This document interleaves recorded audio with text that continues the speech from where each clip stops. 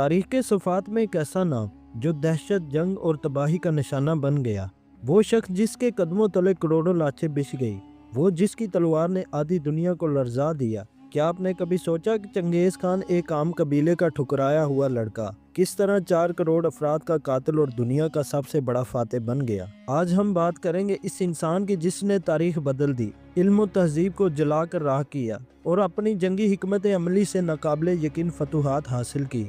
Beijing کے خون آلود راستے، دیواریں چین کی ہڈیوں میں دفن آثار اور ایک ایسا خونی حکمران جس کا نام سنتے ہی خوف کی لہر دوڑ جاتی ہے۔ تو چلیے چنگیز خان کے اس حیران کن سفر کو کھولتے ہیں جس نے تاریخ کے اوراق پر اپنا خون آشام نشان چھوڑا۔ کیا آپ تیار ہیں اس کہانی کے تاریخ کے پہلو کو جاننے کے لیے؟ حقائق کی کھوج کی ویڈیو میں خوش آمدید دوستو چنگیز خان کا نام سنتے ہی آپ سمجھ تو گئے ہوں گے کہ اب ہم ایک ایسی شخصیت کا ذکر کرنے والے ہیں جس کے ہاتھ 4 کروڑ افراد کے خون سے رنگے ہیں۔ اس کے زیر قبضہ رہنے والے ممالک میں آج کل 3 ارب باشندے رہائش پذیر ہیں۔ چنگیز خان اور اس کے جانشینوں نے ایک صدی میں 1.2 کروڑ مربع میل کو سرنگو کر لیا۔ جاپان کے ساحل سے یورپ کے دل ہنگری تک اس کا سکہ چلتا تھا۔ منگولوں نے سکندر اعظم سے 4 گنا بڑی سلطنت قائم کی۔ یہ رومن سلطنت سے سائز میں دگنی تھی۔ وہ اپنے دور کا ہی نہیں، پوری صدی کا مایہ ناز ترین فوجی کمانڈر قرار پایا۔ پیارے دوستو، علم اور انسان کا دشمن یہ ظالم اگر چین سے اٹھ کر آدھی دنیا پر فتح نہ پاتا، اپنے جبر کا نشانہ نہ بناتا، تو دنیا آج کہیں زیادہ ترقی یافتہ ہوتی۔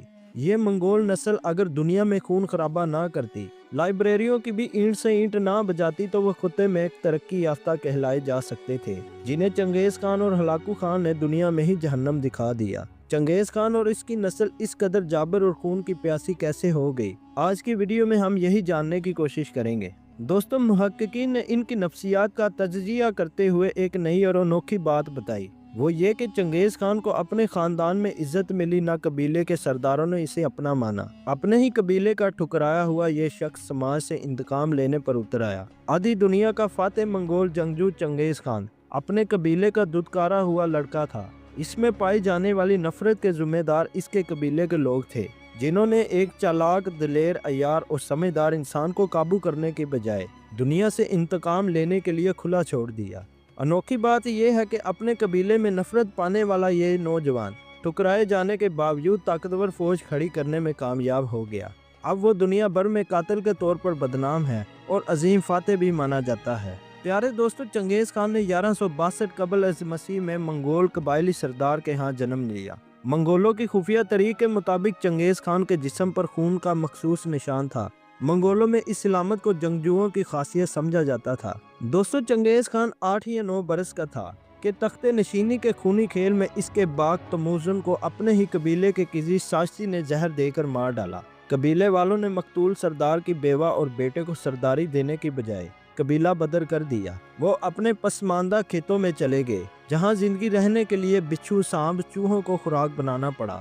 پرندوں کا کچا گوشت بھی میسر تھا۔ زندگی تلخ ہی نہیں، اذیت ناک بھی تھی۔ کوئی دوست نہ ملنے والا، سایہ بھی نہ تھا۔ لاشوں کے ڈھیر تھے، گنتی بھی مشکل ہو گئی تھی۔ بعد ازاں اس کا نشانہ بیجنگ بنا، جب چنگیز خان کل پرزے نکال رہا تھا۔ دوستو، خراب نیت اور عزائم کو بانپتے ہوئے ون ینگ یو کے حکمران زن نے اسے ایک پیغام بھجوایا: بچے، میرے ملک کو فتح کرنے کا خواب دیکھ رہے ہو؟ ہماری سلطنت سمندر سے بھی وسیع تر ہے اور تم اور تمہاری سلطنت ہمارے سامنے ریت کے چند دانوں کی طرح ہے۔ ہمیں تم سے ڈرنے کی بلا کیا ضرورت؟ زن کا بیان حقیقت پسندانہ تھا۔ ان دنوں کرہ ارض پر اس طرح کی کوئی سلطنت قائم نہ تھی۔ طاقت تھی، وسعت بھی، کسی بھی جنگ میں کامیابی کی کنجی سمجھے جانے والی دفاعی گہرائی بھی، دولت بے حساب تھی، اسلحہ اور گولہ بارود جدید ترین تھا۔ سپاہ چونٹیوں کی مانند لاتعداد تھی۔ سپاہ کا ہرول دستہ اپنے زمانے کے جدید ترین توپوں اور منجکینوں سے لیس تھا۔ دیوار بڑی دفاعی لائن تھی۔ اس قدر ساز و سامان سے لیس سلطنت کو چنگیز خان سے خائف ہونے کی کیا ضرورت تھی؟ اس کے باوجود بھی چند مشکلات تھی جنہیں خاطر میں نہ لا کر زن نے سنگین غلطی کی۔ اول، اس کا سامنا کسی روایتی فوج سے نہ تھا۔ وہ نیا خون تھا، اس کی جنگی حکمت عملی سے کوئی واقف نہ تھا۔ منگول فوج نے بیجنگ پر پہلا حملہ 1214 میں کیا۔ बीजिंग के चारों तरफ में 12 मीटर बुलंद और 10 मीटर लंबी दीवार के साथ साथ मसल्ला दस्ते तैनात थे। फौजी जवान दुश्मन चंगेज खान की फौज पर गर्म तेल, चिकनाई और पिघली हुई दांतों की बारिश करने के लिए तैयार थे। जहरीला मादा इसके अलावा था। चंगेज खान दुश्मन की सोच से वाकिफ था। वो कहता था कि हम पिघली हुई दांतें फेंकने से पहले ही दुश्मन को ढेर कर देंगे। मैंने अपनी सिपाह को बर्क रफ्तारी से आगे बढ़ने की तरबियत दी है। दुश्मन के हथियार मेरी फौज का कुछ नहीं बिगाड़ सकते।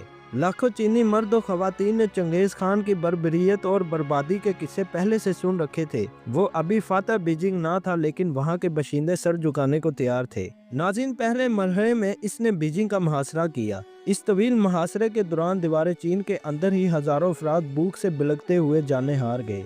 कई तो आदमखोर बन गए। चंगेज खान फिर भी हमलावर ना हुआ। वो चाहता था कि अवाम हुकूमत से मजीद मायूस हो जाए। 1215 में अवाम का सब्र जवाब दे गया। यही हमले का बेहतरीन वक्त था। बर्क रफ्तारी से हमला कर दो। चंगेज खान का हुक्म मिलते ही फौज बीजिंग में दाखिल हो गई। 20 लाख मंगोलों ने एक बड़ी सल्तनत को गुलाम बना लिया। दीवार तोड़ दी गई। सामने आने वाला हर फौजी मारा गया। एक महीने के अंदर अंदर जालिम फौज ने बीजिंग की ईंट से ईंट बजा दी। कष्टो खून अजमत दरी के वाकयात कई हफ्ते तक जारी रहे। महल्लात रेशम से लदे बाजार राख का ढेर नजर आने लगे। एक महीने बाद सफारतकारों ने रिपोर्ट दी कि बीजिंग की सड़कों पर इंसानी चर्बी से इस कदर फिसलन है कि कदम उठाना दुश्वार हो गया है। दीवारें चीन हड्डियों के पहाड़ में छुप चुकी थी। खुद को समुंदर के बराबर सल्तनत का वाली कहने वाला शहंशाह जन चंद हफ्तों की मार था। इस सल्तनत पर कब्जा करने के बाद चंगेज खान अगले 20 बरसों तक दुनिया पर अपनी दाग बिठाने में कामयाब रहा।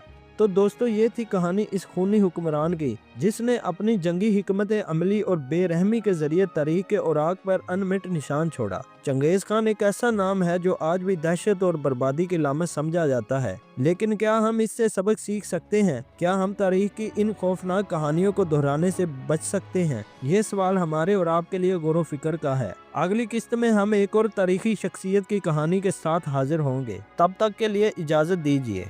अल्लाह निगहबान।